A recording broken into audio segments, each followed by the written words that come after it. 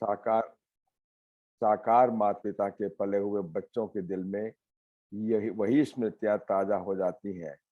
ऐसे ही जून मास में भी विशेष हम सबकी मीठी मातेश्वरी जगदम्बा माँ का स्मृति दिवस है। 24 जून 1965। आज के दिन मीठी माँ इस साकार वतन से अव्यक्त वतनवासी बनी। उनकी मीठी पालना, कुशल प्रशासन एवं उसका मधुर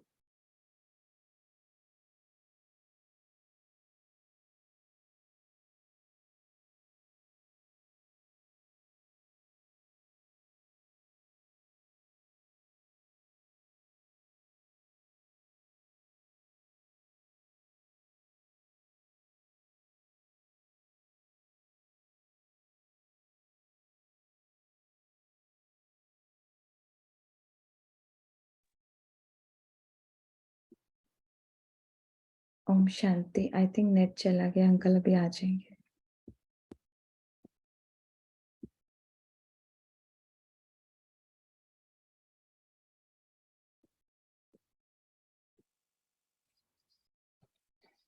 सभी अपनी स्थिति बनाए रखें और ऐसे महसूस करें जैसे कि मम्मा हमको ये शिक्षाएं दे रही हैं।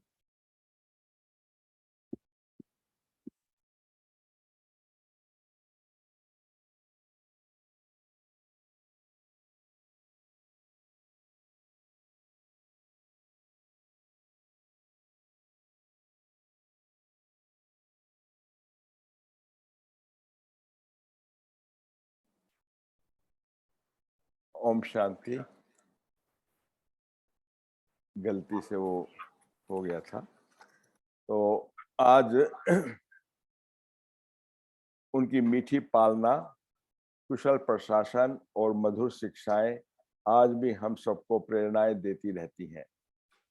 ये भी ड्रामा का वंडरफुल पार्ट कहें, जो स्थापना के कार्य को संपन्न करने तथा नई दुनिया की स्थापना के कार्य के लिए मीठी माँ पहले पहले एडवांस पार्टी में गई। सबसे पहले एडवांस पार्टी में गई। सन 1965 की बात है और निमित आयु सिर्फ 45 वर्ष की थी और बाबा की अव्यक्त वतन में चली गई। मीठे बाबा उस हीरो पापधारी आत्मा को गुप्त रख करके नई सृष्टि की रचना का कार्य कैसे करवा रहे हैं, ये तो अभी तक भी गुप्त है। मम्मा का भक्ति मार्ग में भी गुप्त है। त्रिवेणी में क्या है? सरस्वती गुम है ना, तो गुप्त सरस्वती नदी के रूप में यादगार है।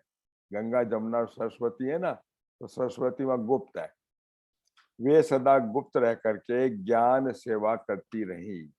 हर बात में करण करावनहार बाप को ही उन्होंने आगे रखा।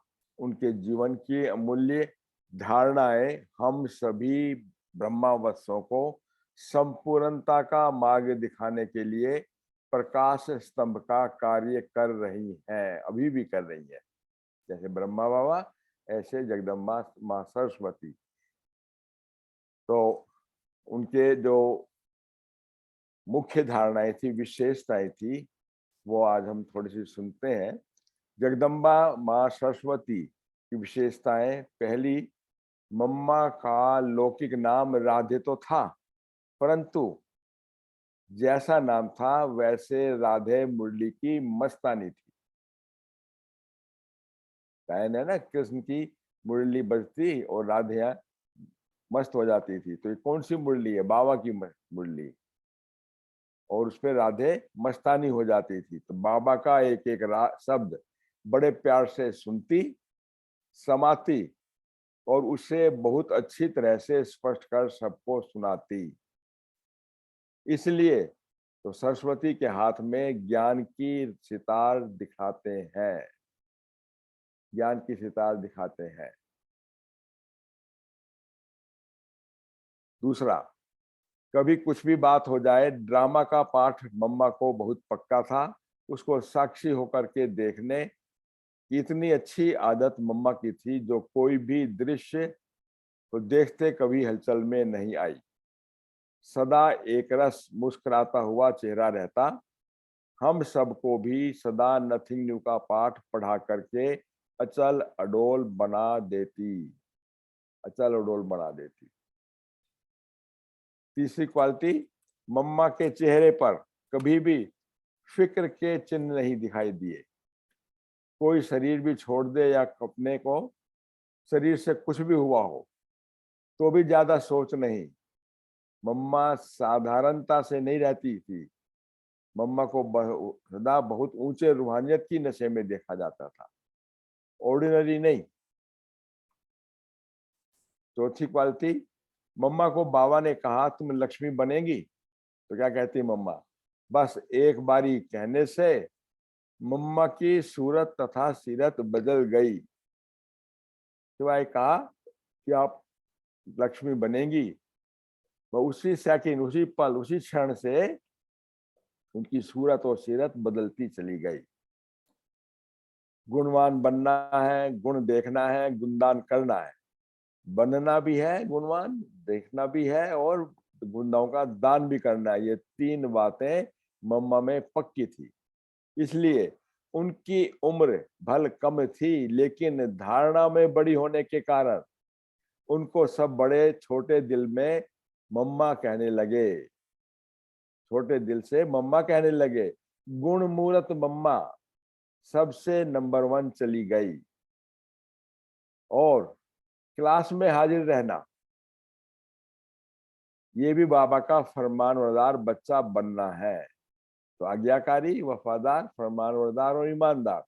तो फरमानबरदार बच्चा, लेकिन ना केवल रेगुलर बिल्कुल, बल्कि पंक्चुअल भी थी। बाबा की मुरली से पहले मम्मा की मुरली चलती थी क्लास के अंदर।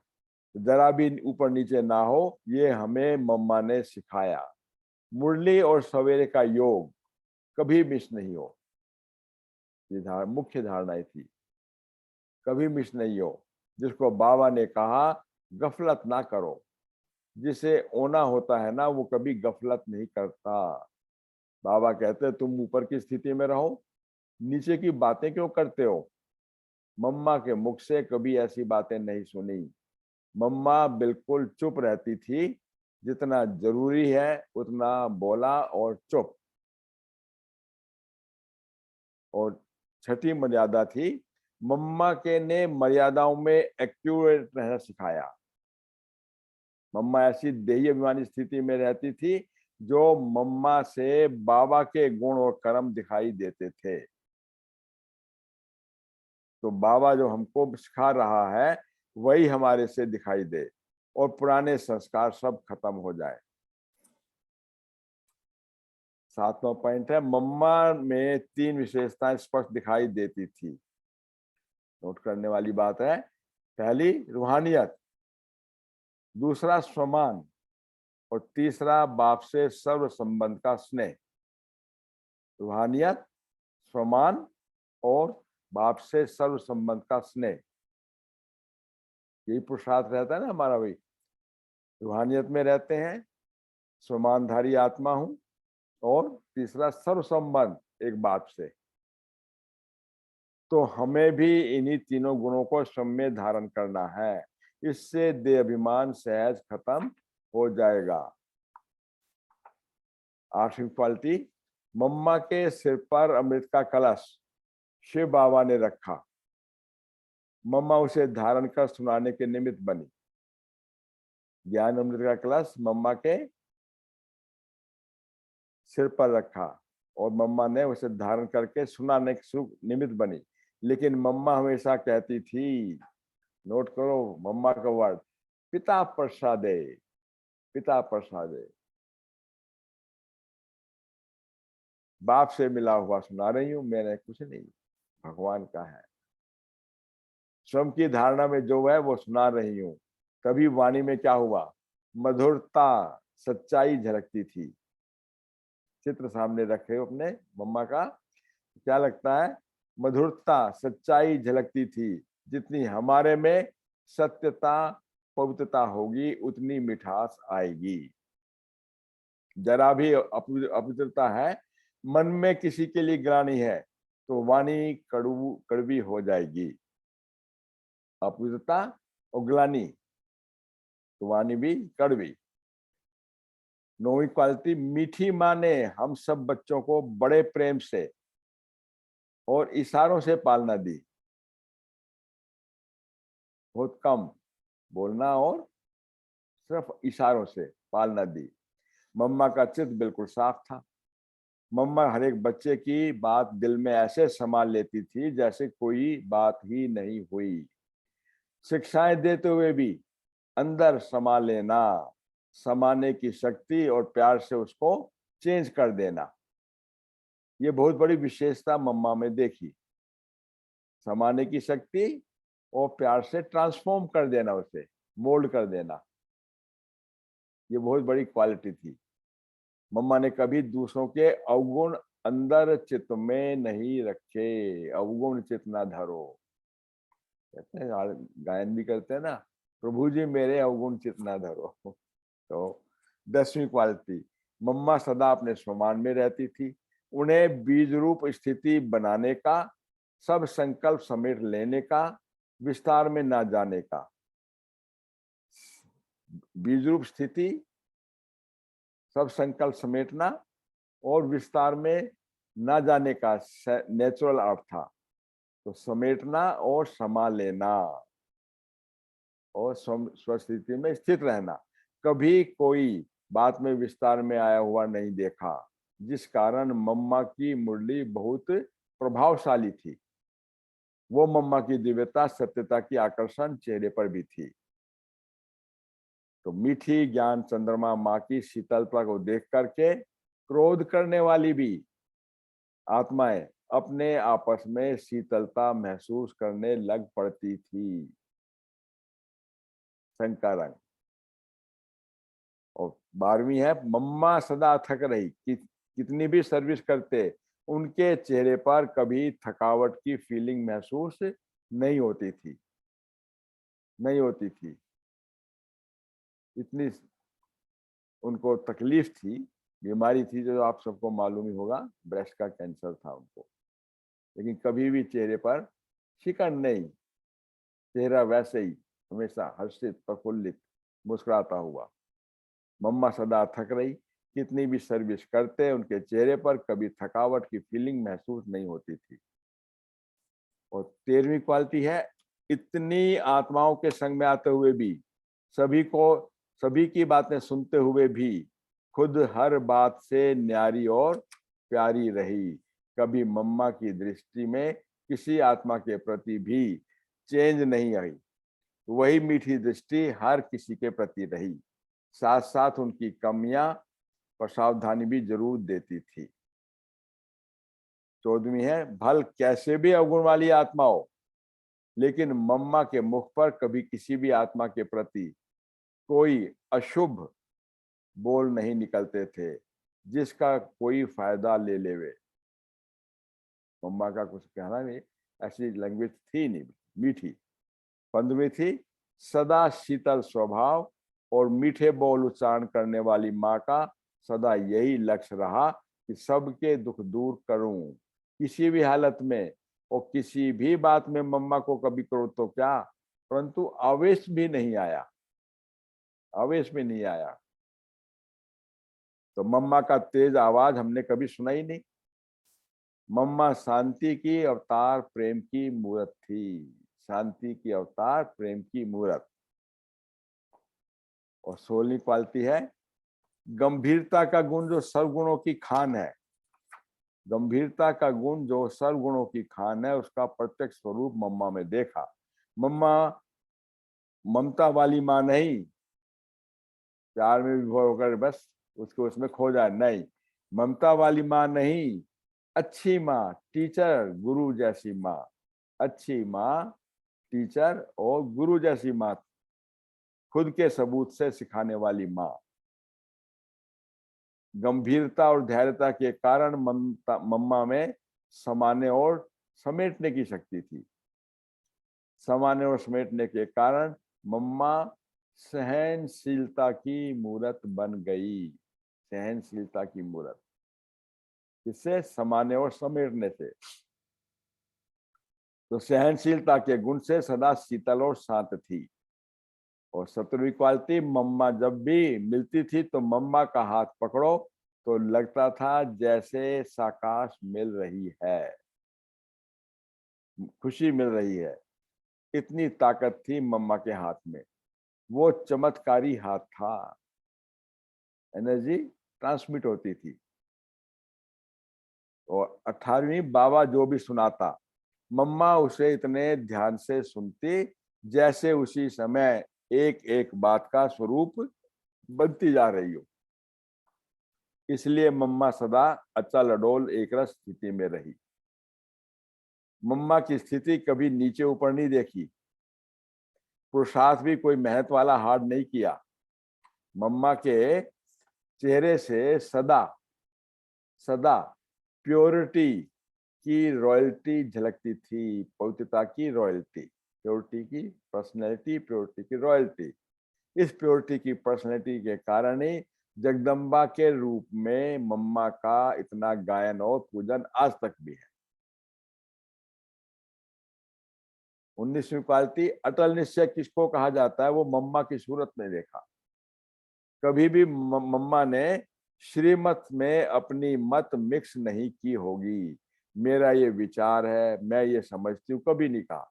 ये मम्मा ने कभी नहीं कहा, परंतु बाबा ने ये कहा, बाबा ने समझाया है, वो भी बताने में ऐसा रस जो हर एक को सहज समझ में आ जाए कि बाबा ने किस रहस्य से इस बात को कहा है। मैंपन से बिल्कुल उन्मुक्त। 20वीं क्वालिटी, मम्मा की चलन कभी साधारण नहीं देखी गई, सदा रॉयल। इसलिए मम्मा शिव बाबा की पोत्री, नोट करना ये लाइन, कहीं गलत फहमी हो तो निकाल देना। मम्मा की चलन कभी साधारण नहीं देखी, सदा रॉयल। इसलिए मम्मा शिव बाबा की पोत्री और ब्रह्मा बाबा की बेटी बनने से सर्व की मनोकामना पूर्ण करने वाली, सबकी मनोकामना पूर्ण करने वाली कामधेनु, कामधेनु मां बन गई। बाबा की भी मां मम्मा बोलते थे। मम्मा ने अपने लिए कोई कामना नहीं रखी, मम्मा ने अपने लिए कोई कामना नहीं रखी, बाप के दिए हुए खजाने से सदा संपन्न रही।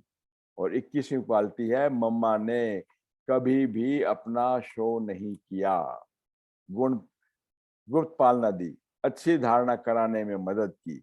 आज दिन तक भी देश विदेश में बाबा के कई बच्चे जिनका अनुभव है कि हम जैसे साकार मिता की माता पिता की पालना में पल रहे हैं, जैसे अव्यक्त ब्रह्मा बाबा से है ना, ऐसे यहाँ पर भी पालना में पल रहे, ये अनुभूति होती है। और 22वीं है, मम्मा ने हम बच्चों को पालना करने में इतना सर्वोत्तम श्रेष्ठ पाठ बजाया, इस कारण गॉडेज ऑफ नॉलेज कहलाई।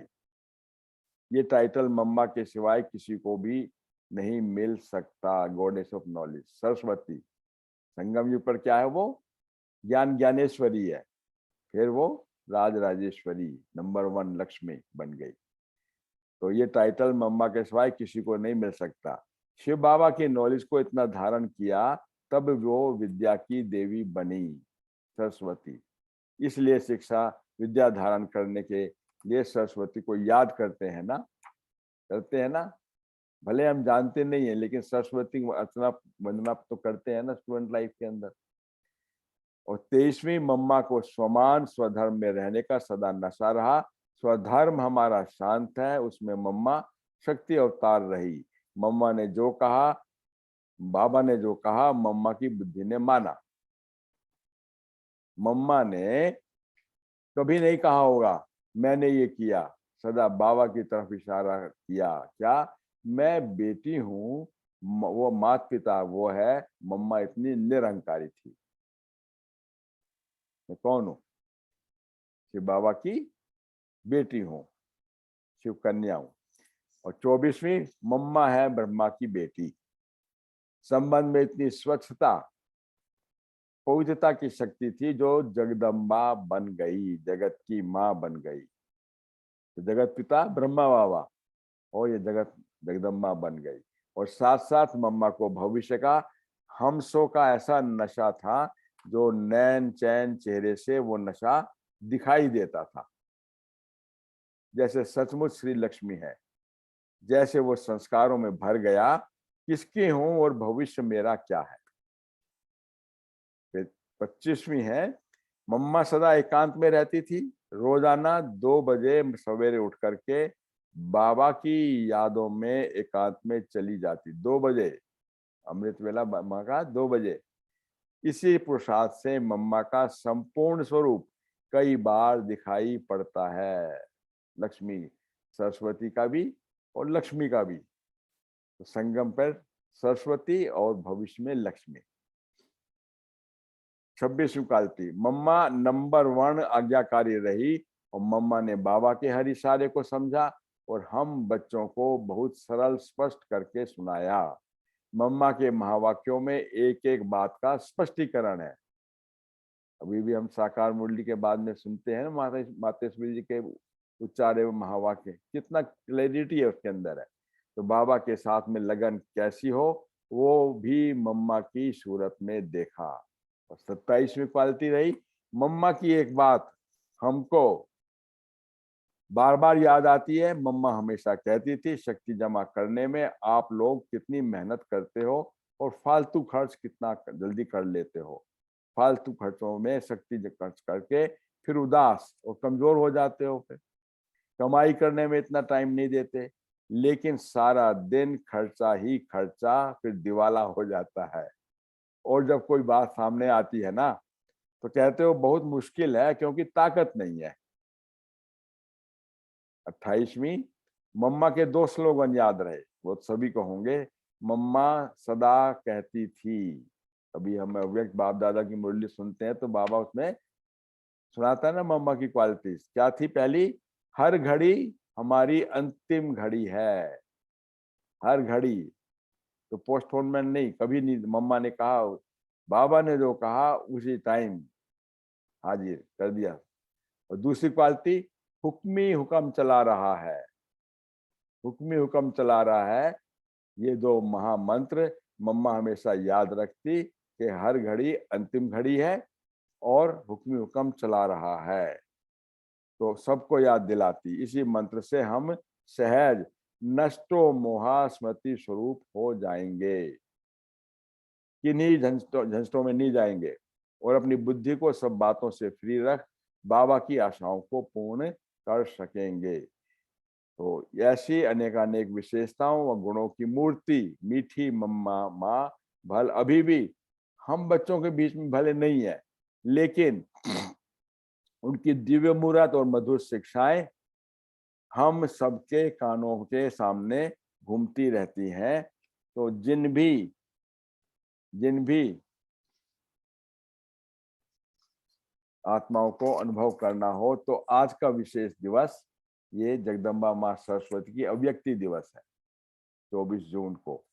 तो सभी जगह सेंटर पे आपका ये महावाक्य भी सुनाए जाते हैं, बाबा की जगदम्बा माँ सरस्वती की मुरली, तो उसका भी थोड़ा सा आज हम टेस्ट करते हैं।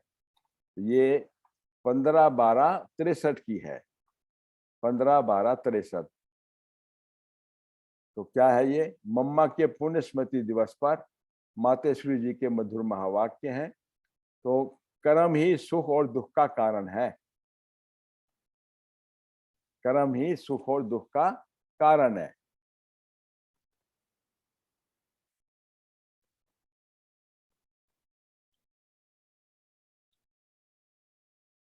ये तो सभी मनुष्य जानते हैं कि जीवन में दुख और सुख कर्म के आधार से प्रारब्ध रूप में चलते हैं।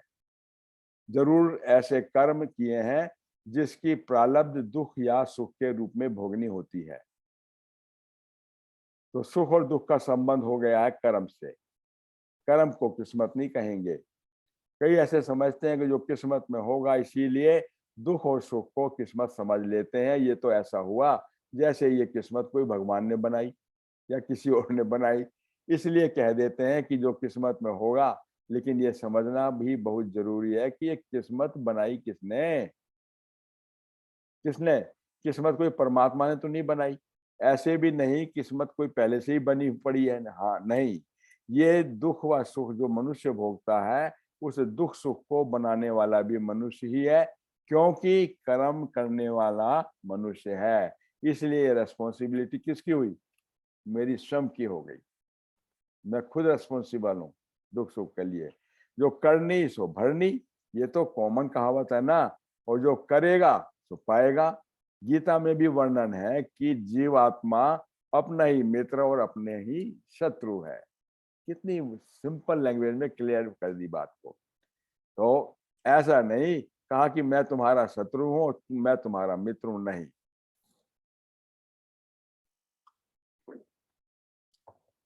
जीवात्मा अपना शत्रु और अपना मित्र, इसलिए अपने साथ मित्रता और अपने साथ शत्रुता, दुख और सुख करने वाला कौन हुआ फिर? मैं खुद मनुष्य हूं, स्वयं हूं मैं। ये आज अंडरलाइन कर लें आप बिल्कुल। उसकी वजह से ऐसा नहीं। तो बाबा कहता है मैं खुद हूं। तो ये बात इतनी स्पष्ट कि दुख सुख का रेस्पॉन्सिबल मनुष्य खुद अपने आप है। इसीलिए जब किसी भी रूप में दुख आता है ना, तो उसको भगाने की कोशिश करते हैं। तो कोई लड़ाई झगड़ा खड़ा हो जाता है, उसको खत्म करने की कोशिश करते हैं। इसमें किसी किसी का अकाले मृत्यु भी हो जाता है, हार्ट अटैक, खत्म हो जाते हैं। तो दुख भी होता है फिर। तो समझते हैं कि पता नहीं मेरे साथ में ऐसा क्यों हुआ। फिर उसी वेग में यानी जोश में आकर के भगवान को भी गाली देने लग पड़ते हैं। भगवान को भी गाली देने लग पड़ते हैं। तो अभी तुम्हारे आगे ये जो बातें आई हैं, ये किया किसने? ये अकाले मृत्यु जो आया, ये जो रोग के रूप में दुख आया, क्या ये भगवान ने किया? ये जो लड़ाई झगड़े के संसार के कितने भी दुख के कारण है, क्या ये सब भगवान ने किए हैं? अरे भगवान जिसको कहते हो वो दुख करता सुख करता। इसलिए तो जब कोई भी दुख आता है तो किसको याद करते हैं? भगवान को याद करते हैं ना। तो तो बाबा कहता है, वो मम्मा कहती है, तो शरीर को रोग भी लगता है तो भी कहते हो हे भगवान। दुख में उनको ही याद करते हो ना। अगर उसी ने दिया है तो जो दुख देने वाला है उसको क्या करना चाहिए बताओ फिर? उसको याद करना चाहिए फिर। भला ये भी तो सोचना चाहिए कि दुख के समय जो याद आता है उनके लिए तो कह नहीं सकते कि ये दुख उसने दिया। ये भी तो समझने की बात है ना। जब याद करते हैं तो जरूर उनका संबंध हमारे साथ कोई दूसरी बात का है, ना कि दुख देने का है। तो इससे सिद्ध होता है कि रचता बस दो ही चीजें हैं ना। तो एक मैं उनकी रचना या उनकी संतान कहो, और दूसरा है बाप। दो ही संबंध है ना। मैं उसका बच्चा, वो मेरा बाप है भगवान। तो या तो बाप रेस्पॉन्सिबल है या मैं रेस्पॉन्सिबल हूं। फिर कौन है? लेकिन जब मेरे पास में दुख आता है तो मुझे दिखाई ऐसे पड़ता है जैसे उस रचना ने ही मुझे दुख दिया है। अंदर से लगता भी है कि वो तो मेरा सुखदाता है। जैसे सुख के लिए सहारा मांगते हैं ना, तो सुख के लिए सहारा मांगते हैं। तो ऐसे ऐसे पे कोई रिस्पॉन्सिबल कौन हुआ? इससे सिद्ध होता है कि ना कि दुख देने का है। इससे सिद्ध होता है कि दुख का कारण अथवा उसका रिस्पॉन्सिबल कोई और नहीं और है। उसमें भी कोई तीसरा तो है नहीं। तो कौन हुआ? एक मैं और दूसरा मेरा रास्ता। बस दो ही चीजें हैं ना फिर। बताओ फिर अब तो दुख किसने दिया? मैं स्वयं दे रहा हूं ना। तो अपने आप को तो दो ही चीजें हैं। एक मैं उनकी रचना, उनकी संतान को, और दूसरा बाप। तो या बाप रेस्पॉन्सिबल है या मैं रेस्पॉन्सिबल। बताओ अब कौन है? क्लैरिटी हो गई। लेकिन जब मेरे पास में दुख आता है तो मुझे दिखाई ऐसे पड़ता है जैसे उस रचना ने ही मुझे दुख दिया। अंदर से लगता है कि वो तो मेरा सुखदाता है।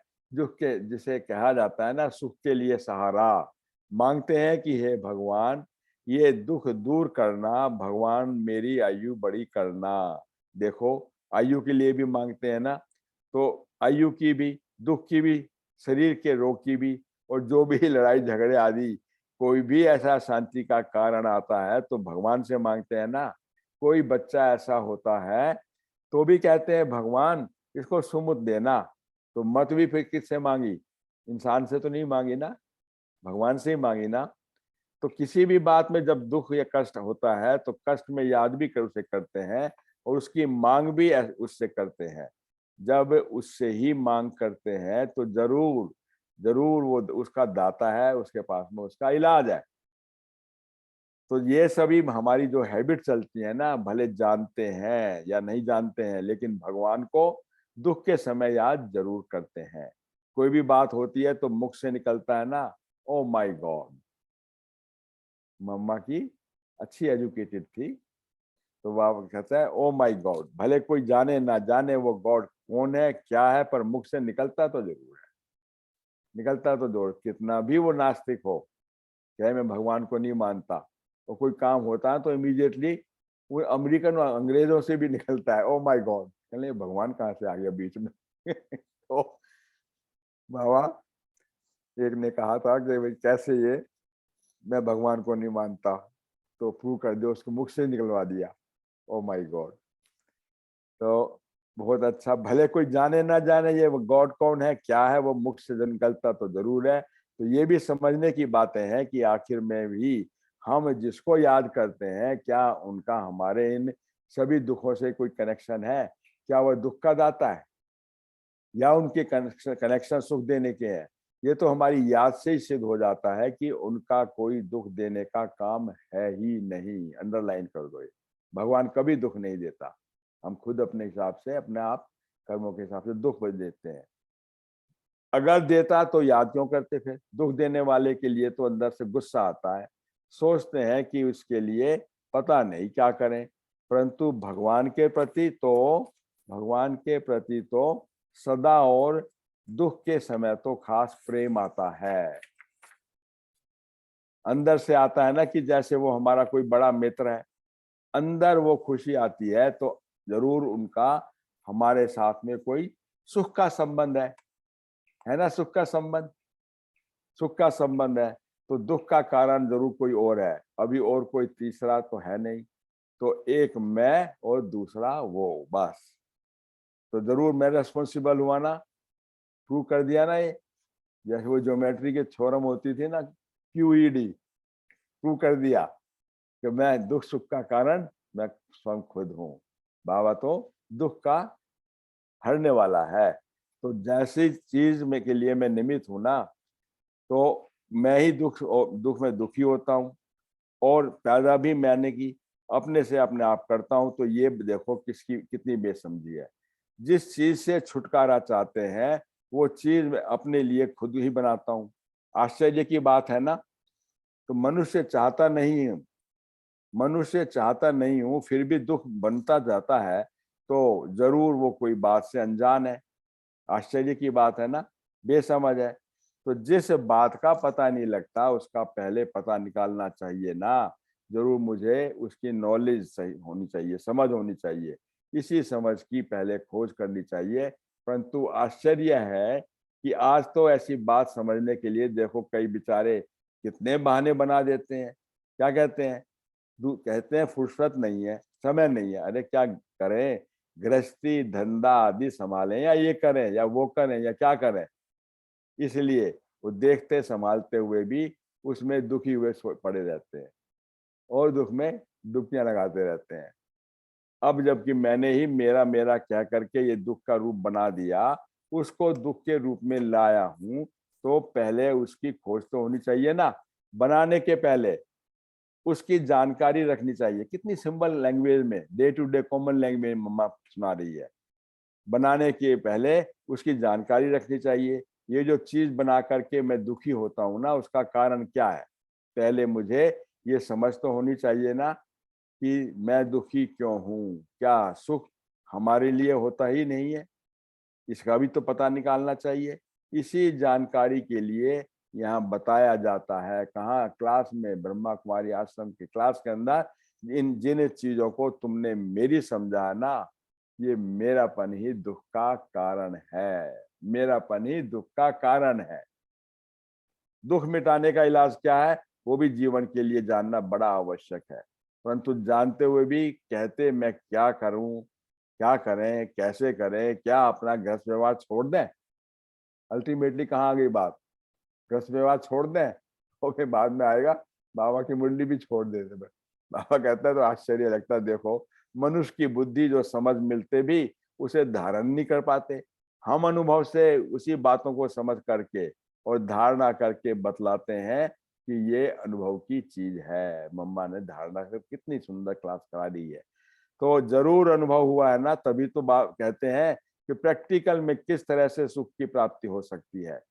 जो बहुत काल की आस रखते आए हो, अभी वह सुख जो सुखदाता है वो सब हमको अपना ये परिचय दे रहा है कि हे बच्चे, तुम दुखी क्यों हुए हो? कारण तो तुम्हारा ही है, लेकिन तुम्हारे में ऐसी कौन सी बात है जो तुम्हें खुद को पता नहीं चलता है, जिसके कारण दुख उठा रहे हो? क्या तुम्हारे कर्म ही दुख का कारण बनते जा रहे हैं?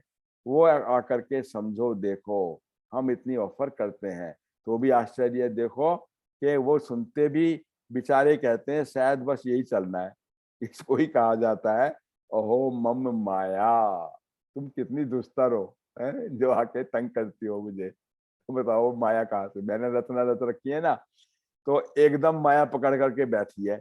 और चाहते भी जिस चीज के लिए सारा दिन माथा कुट्टी करते रहते हैं, मारा मारी चलती रहती है ना, चाहे संकल्पों में चले चाहे वैसे भी, वही बात सामने से बतलाते हैं कि बच्चे, तुम्हारे सुख का कारण और दुख का कारण क्या है।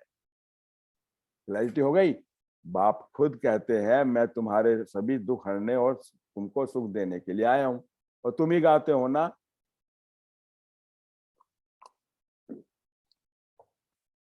दुख हरता सुख करता। कभी ऐसे नहीं कहते कि आज दुख हरता, दुख करता सुख करता। भगवान को कहा कभी तुम दुख करते हो? है नहीं, तो हर दुख का वो हरता है।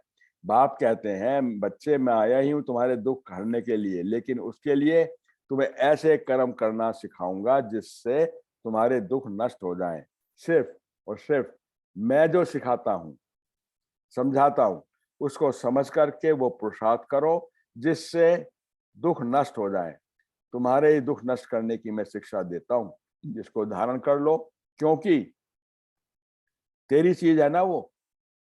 परंतु कई तो बेचारे ऐसे कारण देते हैं जैसे कि हम भगवान के ऊपर मेहरबानी कर रहे हैं, एहसान कर रहे हैं। क्या? कई फिर कहते हैं कि समय मिल गया तो कर लेंगे।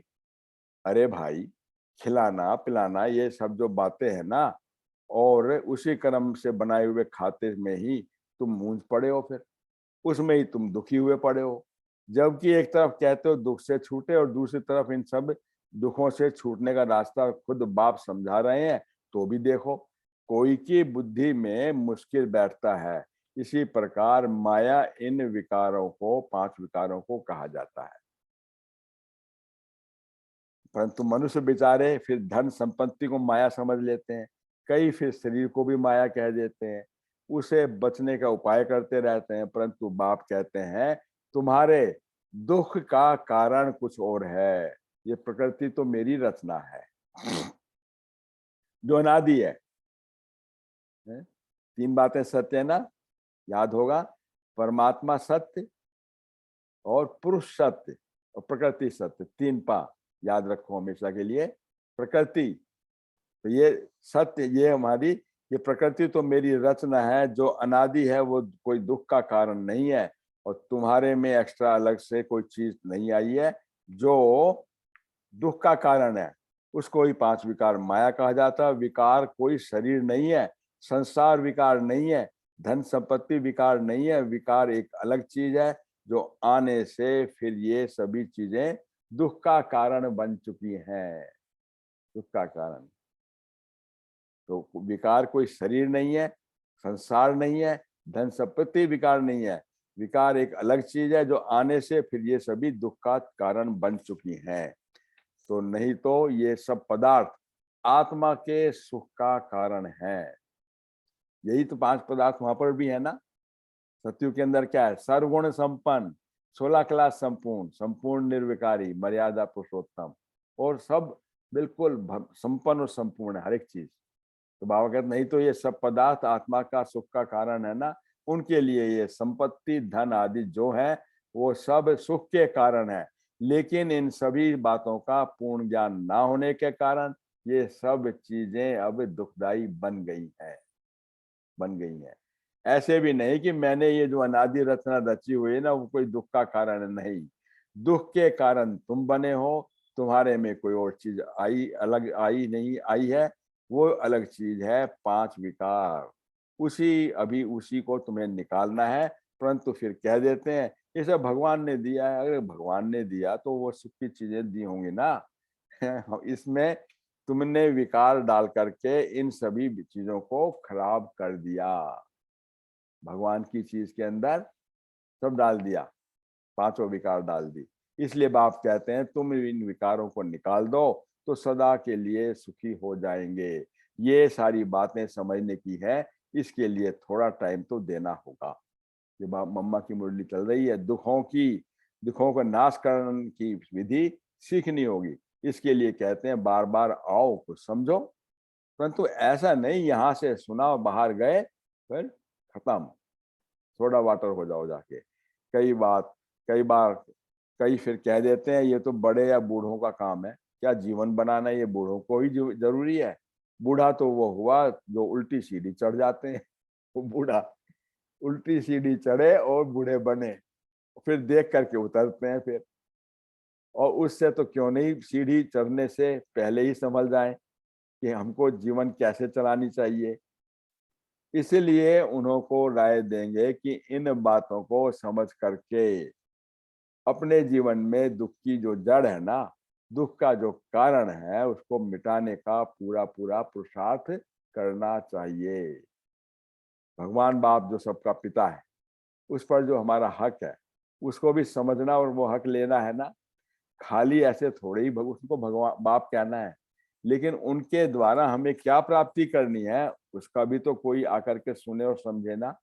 हम सबको ऑफर तो करते ही रहेंगे, करते हैं ना, सभी ऑफर करते रहेंगे हमेशा के लिए।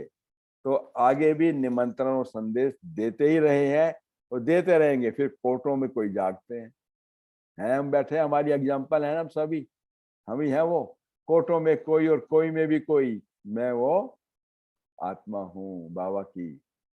तो बाबा कहता है हम ऑफर करते रहेंगे, आगे भी निमंत्रण और संदेश देते रहेंगे, फिर कोर्टों में कोई जागते हैं। आगे भी ऐसा हुआ है। तब तो भगवान ने खुद कहा कि कोर्टों में कोई मुझे जानते हैं, गीता में है ना, हे अर्जुन तुम इन स्थूल नेत्रों से मुझे नहीं देख पाओगे। भगवान जी कहते हैं तो मैं तुम्हें ज्ञान का तीसरा नेत्र देता हूँ, उस ज्ञान के नेत्र से वे तुम मुझे देखो। तो बाबा कहता है तो तब तो भगवान ने भी खुद कहा कि कोर्टों में कोई मुझे जानते हैं। तो यहाँ आकर के इस चीज को समझ करके और कुछ धारण करने की बातें करो। एक ही दिन में ये सब बातें समझाने में नहीं आ सकती हैं। तो समझा समझा। तो अच्छा, मीठे मीठे बच्चों के प्रति याद प्यार और नमस्ते। मीठी मम्मा की याद प्यार और नमस्ते। हम बच्चों की भी मीठी मम्मा को याद प्यार और नमस्ते। अच्छा, मीठे मीठे सिकी लदे बच्चों प्रति माता पिता बाप दादा का याद प्यार और गुड मॉर्निंग। रूहानी बाप की रूहानी बच्चों को नमस्ते। रूहानी बच्चों की रूहानी माता पिता बाप दादा को याद प्यार और नमस्ते। और मीठी जगदम्बा माँ सरस्वती को भी याद प्यार और नमस्ते। वरदान है अपने पूज्य स्वरूप की स्मृति से, पूज्य स्वरूप की स्मृति से सदा रूहानी नशे में रहने वाले जीवन मुक्त भव। जीवन मुक्त भव क्या एक्सप्लेनेशन है? ब्राह्मण जीवन का मजा जीवन मुक्त स्थिति में है। जिन्हें अपने पूज्य स्वरूप की सदा स्मृति रहती है, उनकी आंख सिवाय बाप के और कहां भी डूब नहीं सकती। पूज्य आत्माओं के आगे स्वयं सब व्यक्ति और वैभव झुकते हैं। तो पूज्य किसी के पीछे आकर्षित नहीं होते। देह संबंध पदार्थ व संस्कारों में भी उनके मन बुद्धि का झुकाव नहीं रहता। वे कभी किसी बंधन में बंध नहीं सकते, सदा जीवन मुक्त स्थिति का अनुभव करते हैं। तो अपने पूज्य स्वरूप की स्मृति से सदा रूहानी नशे में रहने वाले जीवन मुक्त भाव में पूजनीय होनहार देवी देवता। स्लोगन, सच्चा सेवाधारी वो है जो निमित्त और निर्माण है। सच्चा सेवाधारी निमित्तपन और सेवा का भाव और नाम मान शान से रहित निमित्त और निर्माण है। ये प्यारी मीठी मम्मा के अनमोल महावाक्य जो हमने सुने, ये आज सारे दिन यही चलेंगे। यथाशक्ति अगर हम कोशिश करें कि हम सेंटर से जरूर कनेक्टेड हों, क्योंकि वहाँ पर यह जगदम्बा माँ का थोड़ा सा और अच्छे महावाक्य दीदी चक्रधारी सुनाएंगी, तो वो क्लास भी जरूर अटेंड करें। तो जरूरी है कि आप उस क्लास में जो बस कनेक्ट होने की कोशिश करें, या आपके आसपास में जो भी केंद्र हो वहाँ जरूर जाएं। तो मम्मा की अव्यक्त धारणा की क्लास चलेंगी और भोग लगेगा मम्मा से, ठीक है। बाकी जो आप लोगों ने यहाँ शिखा बहन बैठी हैं, मोनिका हैं, जो भी जैसा अनाउंस करें फर्दर क्लास के लिए, वो आप यथाशक्ति सब करेंगे। ओम शांति। डॉक्टर साहब भी गुड मॉर्निंग के लिए 2 मिनट आ रही हैं, और फिर जैसा भी आपको मिलता है उसका आप फॉलो करें। ओम शांति। ओम शांति। ओम शांति। ओम शांति। ओम शांति। ओम शांति दीदी। ओम शांति। ओम शांति। तो आज का दिन सभी के लिए बहुत बहुत मुबारक दिन इसलिए कहेंगे क्योंकि हमें अपने उन पूर्वजों की आज विशेष स्मृति रहती है जिन्होंने इस कल्प वृक्ष में विशेष पार्ट प्ले किया है। हमें याद है कि सरस्वती की वंदना हम लोग जब भी स्कूल में दाखिला हुआ तब भी वो डंडा चौथ करके या कुछ ऐसे सरस्वती माँ की पूजा की जाती है। और स्कूल में स्टूडेंट्स को हर कार्य करने से पहले वीणा वादिनी वरदे हमेशा ये गाते बजाते हैं, और आज भी ये चलता है हर फंक्शन में, हर उसमें जो भी स्कूल कॉलेजेस में होते हैं। लेकिन किसी को पता नहीं है कि वो वीणा वादिनी, वो सरस्वती माँ विद्या की देवी है कौन। और वास्तव में वो विद्या की देवी आज हम सबको विद्या के देवी और देवता बनने की विधि सिखा रही है कि भगवान ने जो कुछ हमें सत्य सिखलाया वो सत्य विद्या है, पढ़ाई है। और वो सच्ची पढ़ाई कितनी क्लैरिटी से मम्मा ने बताया कि वो है हमारे कर्म। कर्म से ही मनुष्य ऊंच और महान बनता है। जैसे कर्म करता है वैसा ही वो बनता है। इसलिए हम कभी भी कर्मों को बाद में कूटें, हे भगवान ऐसे कौन से पाप कर्म किए जिसकी ये सजा भोग रही हूँ, ये हो रहा है। तो वो हम सीखें कि जो किए भी हैं जाने अनजाने में हो गए, हमने जानबूझकर तो नहीं किए थे, लेकिन वो अनजानपन क्या था कि धीरे धीरे जब माया रावण हमारे जीवन में आया, उसकी प्रवेशता से हम देवभान में आने के कारण काम क्रोध लोभ मोह में जो फंसे, उससे हमारे जीवन में दुख आया। मम्मा ने इसको बहुत तरह से कहा कि न ये शरीर दुख का कारण है, न प्रकृति दुख का कारण है, ना ही संपत्ति या धन दुख का कारण है। लेकिन जब हम प्रकृति के भान में जीते हैं, शरीर अभिमान में जीते हैं, संपत्ति धन दौलत के अभिमान में जीकर पाप कर्म करते हैं, वो दुख का कारण बन जाते हैं। तो मम्मा ने डायरेक्ट कहा कि भगवान रोज समझा रहा है इस बात को। कहते हैं समय नहीं है, लेकिन आकर के समझो कि सुख की अपनी तकदीर तुम कैसे बना सकते हो। क्योंकि बाबा ने बता दिया कि प्रकृति, पुरुष और परमात्मा तीनों का अनादि अविनाशी खेल चल रहा है। ये प्रकृति भी सुखदाई थी, आत्मा भी सुखी थी। कब? जब प्रकृति कृत जो देह थी वो भी बड़ी सुखदाई थी, जो अब हम प्रकृति के पांचों तत्वों को भी प्योरीफाई कर रहे हैं। जब माया रावण आती है तब ही ये प्रकृति भी दूषित हो जाती है और आत्मा भी दूषित हो जाती है। खेली है ना आत्मा और परमात्मा। हमने अज्ञानतावश परमात्मा को, ये भगवान मुझे क्यों, ये तूने क्यों दिया। तो जब वो अगर वो दुख दे रहा होता तो क्या दुखदाता को याद करते हैं? फिर हम उसकी पूजा क्यों करते? परमात्मा ने तो हमें अथाह सुख का मार्ग बताया है। ये है उसका सुख देना, वो दे नहीं देता, वो रास्ता बताता है कि तू इस दुख की दुनिया से कैसे निकल, चल मैं हाथ पकड़ के तुझे बाहर ले चल रहा। इसको हमें बहुत याद करना है, फिर पढ़ेंगे, इसकी गहराई में हम तब जाएंगे जब हम अपना बैठ के मनन चिंतन करेंगे, तब ये बात फिट बैठ जाएगी एकदम अंदर तक। जिसको वरदान में भी कहा कि अपने पूज्य स्वरूप की स्मृति से सदा रूहानी नशे में रहने वाले जीवन मुक्त, कि मैं तो थी जीवन मुक्त आत्मा ना, ये मेरा पूज्य स्वरूप है जिसकी आज लोग पूजा कर रहे हैं, उससे मांगनी कर रहे हैं। ये स्मृति ही मुझको इस नशे में लाकर, रूहानी नशे में लाकर जीवन मुक्त बना देती है। कर्म करते हुए कर्म के बंधनों से मुक्त अवस्था इस जीवन मुक्त अवस्था। आज हम क्यों फंसे हैं? मेरे शरीर को ले लो, संबंधों को ले लो, प्राप्तियों को ले लो, जब उनमें फंसते हैं तब हम जीवन बंधन में फंसकर दुखी होते हैं। ये है दुख का कारण। तो आज हम इसको करेंगे। और बाबा ने कहा कि निमित्त बन निर्माण, कितनी निर्माणता है मम्मा के अंदर। आपने इतनी सारी विशेषताएं सुनी और उन विशेषताओं का हम स्वरूप बनते चले जाएं। आठों ही शक्तियां, सर्व गुणों को हम जीवन में धारण, जब ये दो आत्माएं कर सकी, हीरो पाठधारी ब्रह्मा बाबा और जगत अम्बा माँ, एक बुजुर्ग थे, एक छोटी बच्ची थी, जब वो लोग कर सके तो क्यों नहीं हम क्यों नहीं कर सकते।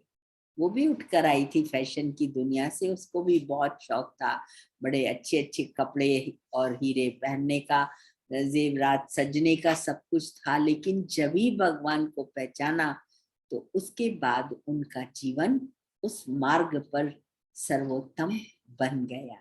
तो आज का दिन हमें प्रेरित करता है कि हमें भी जिस सरस्वती माँ की पूजा वंदना कर मांगते हैं, मांगना नहीं, हमको भी देवता दाता बनना है, मास्टर सरस्वती माँ बनना है, तब हम लक्ष्मी का पद प्राप्त कर सकेंगे।